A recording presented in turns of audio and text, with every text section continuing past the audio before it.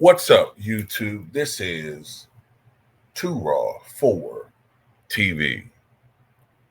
All right, so this is something that Phil Scott was talking about the other day on his platform. I think it was African. It was either African Diaspora or the Philip Scott Show, his podcast. But anyway, this is something that has always been an issue, but it's at an all-time high because the Democratic Party realizes that increasingly each year and definitely each election cycle, social media is playing a larger role in influencing voters, in particular, younger voters. They realize this, and they realize that they're starting to lose their grip on the Black community. So, as a consequence, I've always suspected this. Couldn't prove it, but I suspected it. But now there is a whistleblower out there, and this person was on the was featured on Philip Scott's program, not on his program, but it was the clip of this person talking. There are more and more whistleblowers who have come out and said that they have been essentially compensated by advocacy groups, basically representing the Democratic Party,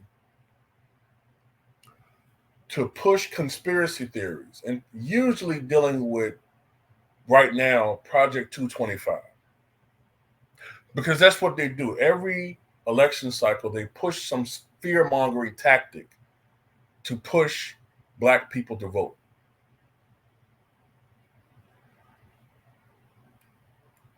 Four years ago, the Democratic Party pushed the fear that a second Trump term would basically be a dictatorship. And then the Biden administration turned around, and one of the first things they did was made it mandatory to take that jab, or you lose your job, or you could lose your insurance. Something never been done before, but they want to tell people about being a dictator. Before that, I remember in 2012, hey, if Romney gets in, he's going to put us in chains, which is ridiculous because Romney is one of the most anti-Trump Republicans there are. He used to be a Democrat. It was ridiculous, but it worked. It's always, with each election cycle, it's a fear-mongering tactic that somehow our rights are going to be taken away from us, when in reality, both parties have been working together to take rights away from us bit by bit. But the fear-mongering tactic works so well. That's why, if you notice, even a little content creator like me, you see an increase in these bots. Remember, you see it with my LeBron videos. The same tactic is applied. You see all these spammers showing how Kobe is supposedly inferior to LeBron. You see all these spammers putting all this stuff. That's by design. It's on a much, much lower scale because Clutch Sports can't compare to the Democratic Party. But there's always this machine at place. That's why some of my channels have been taken down. That's why to this day, I hate LeBron James. It's personal because the man, well, at the very least, the machine tried to remove me. Can't even take the fact that someone speaks against him. Or I'm putting out facts as to why he's not the GOAT.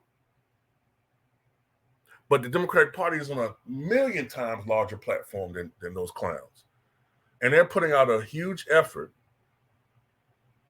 a tremendous effort to push disinformation. And in some instances, they're just outright trying to bully Black people into voting for Cam, insulting you, questioning your Blackness. There are even some content creators. I'm not going to name them. But there's a few content creators who's supposed to be so Black, right? But I suspect they're being compensated by the Democratic Party. Don't get me wrong. I don't have any problems with people talking shit about Trump. But how could you turn a blind eye to a woman who purposely tried to withhold evidence which would have led to the execution of an innocent man? and many other instances where her actions and policies have hurt the black community. I don't care what Ricky Smiley, anybody else on here has to say. And I got something similar to Ricky Smiley on my Patreon later on too. Can't use but so much colorful language on here. You know. But anyway, yeah, that's definitely something that's going on. Content creators are being compensated to push the blue agenda, to push people to vote blue.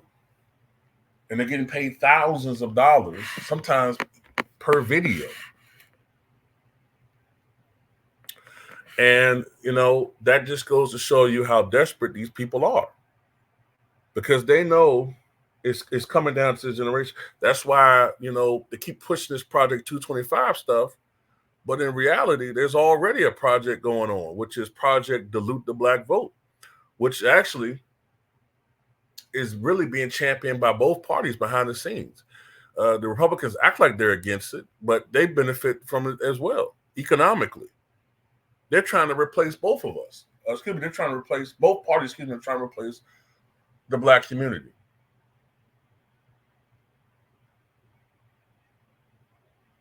They're trying to create a new generation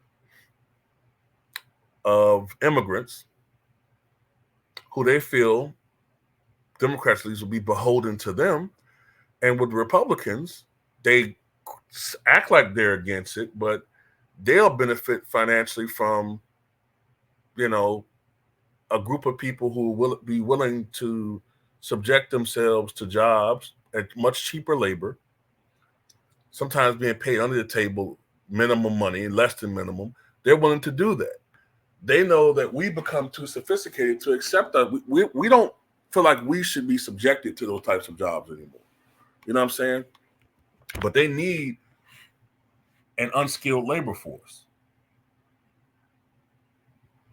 And to a certain extent, some of these people are going to be trained right now to be our bosses in the future. But, you know, that's a whole nother video for another day. But getting back to the point, if you notice, if you love politics, if you've been on here, there's been an increase in that. Especially right now. You're going to see even more of this because they're doing everything they can to pressure, because they're never going to give us anything we want. That's not going to happen.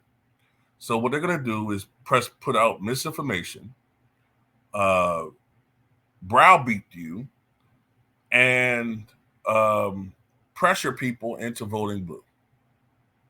And my thing is this: I'm not telling you who to vote for, who to not vote for. But what I am telling you is look out for misinformation. And don't trust certain content creators just because of their reputation. Do your own research. And when I say research, I don't mean just looking at a website or just Googling and looking and reading and believing the first thing that you see. Do actual real research to see what's real and what's not. In my opinion, both major party candidates are horrible. And if you are going to vote for the candidate that best suits or best represents your beliefs and what you want as far as a candidate or president, even if that person only gets 2 votes nationwide. Vote for who you think was the best candidate for the job. This popularity contest thing, it's very irresponsible. Oh, if I vote for this candidate, they're not gonna win. So why waste my vote? You're not wasting your vote. You're not wasting your vote. A vote is something sacred, and a vote is something that should be taken seriously. Most people vote so frivolously anyway. You're not wasting your vote. So basically,